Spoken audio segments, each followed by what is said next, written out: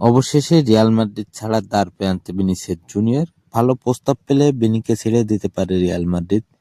চলতি মৌসুম শেষে ভিনিসিয়াসের সাথে চুক্তির মেয়াদ থাকবে ১ বছরের রিয়াল মাদ্রিদের।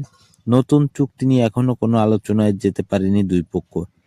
এরই মাঝে গুঞ্জন আছে ভালো প্রস্তাব পেলে ভিনিকে ছেড়ে দিতে পারে রিয়াল মাদ্রিদ। মূলত জাবি আলোনসোর গেম প্ল্যানের সাথে ভিনিসিয়াসের পজিশনে মিল না হয় এমনটি সম্ভবত হয়েছে, কিন্তু তিনি এটা মেনে নিতে পারছেন না, যার ফলে রিয়াল মাদ্রিদ ছাড়ার সিদ্ধান্ত নিয়েছেন এই তরুণ ফরওয়ার্ড। জাবি আলোনসোর প্ল্যানের মধ্যে ভিনিসিয়াস নিজেকে যদি মেনে নিতে না পারে তাহলে আগামী মৌসুমে ভিনিকে রিয়াল মাদ্রিদ ছাড়তে হতে পারে বলে জানা গিয়েছে। একই সাথে ভিনিসিয়াস জুনিয়র জাবি আলোনসোর অধীনে খেলতে অনিচ্ছুক জানিয়েছে এবং ভিনি রিয়ালের কাছে ৩০ মিলিয়ন বেতন দাবি করেছে, যেটি কার্লোর অধীনে ভিনিসিয়াস জুনিয়র অসাধারণ পারফরমেন্স করলেও জাবি আলোনসোর অধীনে রিয়াল মাদ্রিদে সেভাবে নিজেকে তুলে ধরতে পারছেন না এই ফরওয়ার্ড, যার কারণে জাবি আলোনসোর মূল একাদশে নিজেকে মেলে ধরতে ব্যর্থ হচ্ছেন ভিনিসিয়াস জুনিয়র, যার ফলে জাবি আলোনসোর অধীনে রিয়াল মাদ্রিদে ভিনিসিয়াসের স্টার্টিং 11-এ নামাটাই অনেকটাই কষ্টসাধ্য হয়ে যাচ্ছে।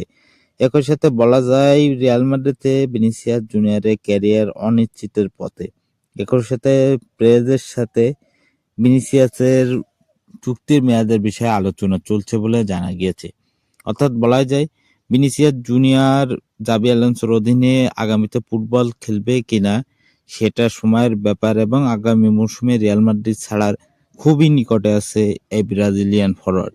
তাই বলা যায় জাবি আলোনসোর অধীনে ভিনিসিয়াস জুনিয়র নিজেকে মেলে ধরতে পারলে সেটা ভিনির জন্য অনেকটা সুখকর হবে বলে মনে করা যায়।